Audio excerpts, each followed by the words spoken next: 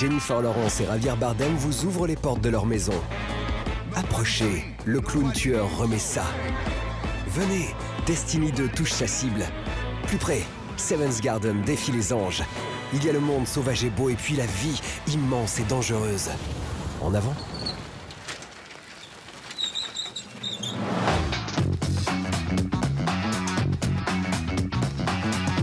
Derry n'est pas une ville comme les autres. Ici, les gens meurent ou disparaissent 6 fois plus que dans le reste du pays. Et je parle que des adultes. Les enfants, c'est pire. Bien pire.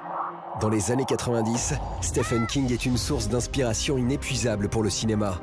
Mais c'est à la télé que le bouffon tueur d'enfants de son roman Ça traumatise les spectateurs. 2017 signe le retour du clown cabriolant, sur grand écran cette fois. J'ai vu quelque chose. C'était un clown. Bill Skarsgård enfile le costume du serial farceur 27 ans après Tim Curry. Et cette nouvelle adaptation se focalise sur l'enfance des héros. La suite, déjà dans les starting blocks, les suivra à l'âge adulte. Les clowns n'ont pas fini de nous terrifier. Bill, si tu viens avec moi, tu flotteras aussi. Tu flotteras aussi, tu flotteras aussi, tu flotteras aussi, tu flotteras aussi. On flotte tous ici.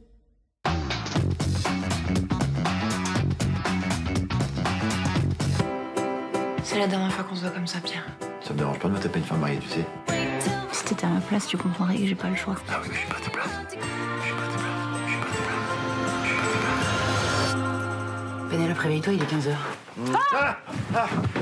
Ta tête. Ta tête, c'est ma tête. C'est quoi qu'est-ce qui se passe? Il se passe que Louise Bourgoin se réveille dans le corps de Stéphane de Groot et vice-versa. L'un dans l'autre, quoi.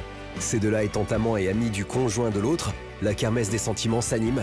Et c'est parti pour les quiproquos et les dialogues à triple sens. Youpla boum.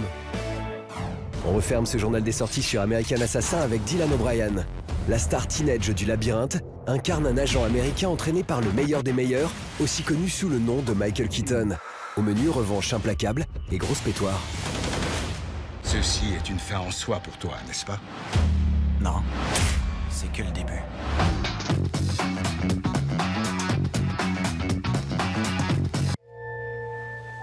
On passe tout notre temps ici.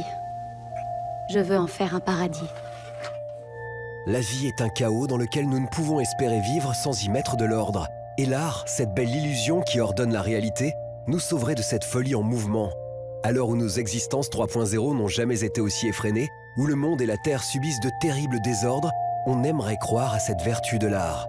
Mais l'art, c'est encore l'homme, l'homme qui façonne la nature. Et mère nature dans tout ça. Comment la divine nature reçoit-elle ce don des hommes? Après l'avoir fait se déchaîner dans Noé, Darren Aronofsky la contient dans un huis clos étouffant, un faux film d'horreur, une vraie allégorie sur notre modernité. Jennifer Lawrence et Darren Aronofsky répondent à nos questions. Je vous en prie, entrez. Bonsoir. Bonsoir. C'est un inconnu. On va le laisser dormir chez nous. Darren montre toute la difficulté de vivre. Pour moi, il est important que le public saisisse toute la profondeur de la métaphore.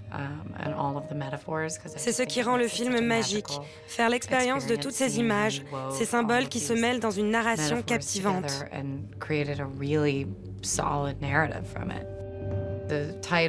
Au tout début, le film devait s'intituler « Le sixième jour », en référence à la Bible où le monde est créé en 6 jours. Le thème est donc sur la création et la perte de l'univers. Je me suis écartée de tout ce que j'ai fait auparavant et tout ce pourquoi je suis connue jusqu'ici. J'ai essayé d'être complètement différente et j'ai le sentiment d'avoir construit un personnage de zéro. Qu'est-ce qu'ils veulent? Ce film est vraiment instinctif. J'ai eu cette idée très claire d'une émotion et d'une énergie, et j'ai décidé de suivre tout cela pour l'exprimer.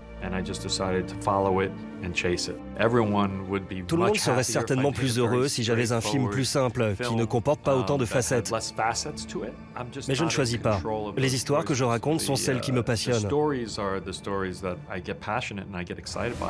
que j'essaie, c'est d'apporter un peu de vie dans cette maison. Aussi intriguant que perturbant, Mother est un film qui interroge la vie et la condition humaine dans la continuité des œuvres de Darren Aronofsky. Mais le réalisateur semble avoir franchi un nouveau cap dans la réflexion, avec un film tout à la fois épuré et foisonnant, posé et fou. Darren Aronofsky se raconte et se met en image. C'est un travail d'artiste sur l'art et la nature, naturellement artistiquement ouvragée. Sortez de ma maison! Vous donnez, vous donnez, vous donnez. C'est jamais assez.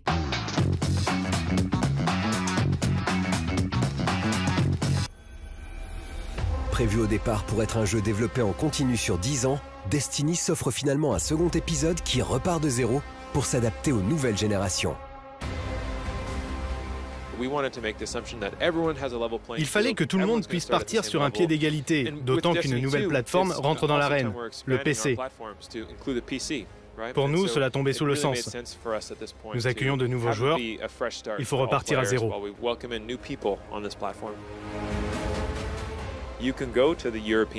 Vous pouvez très bien aller dans la zone morte européenne et décider d'ouvrir votre carte pour trouver des missions facultatives qui durent 10 à 15 minutes et sont complètement indépendantes de la campagne principale.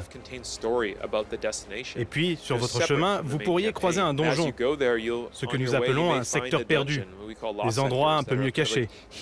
Ça participe à créer un sentiment de vie, de réalisme. Nouvelle histoire, nouvelle planète, nouvelle spécialisation pour vos gardiens, refonte du multijoueur compétitif, des centaines d'heures de jeu, Destiny 2 est ambitieux. Une porte ouverte sur l'infini de parties étoilées.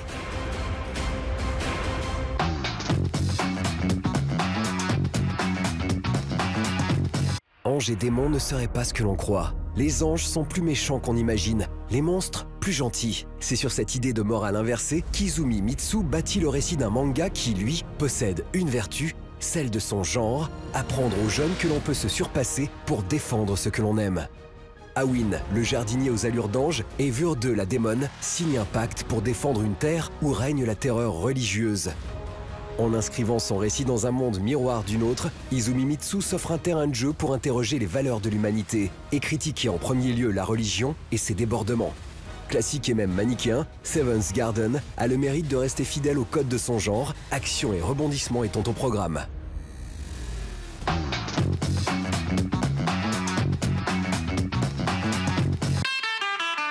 On se quitte avec les premières images de Bienvenue à Suburbicon, l'opus 6 de George Clooney réalisateur.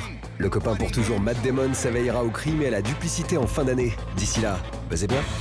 These animals took everything from us. I have to make decisions like what's best for the family. Nobody's speak.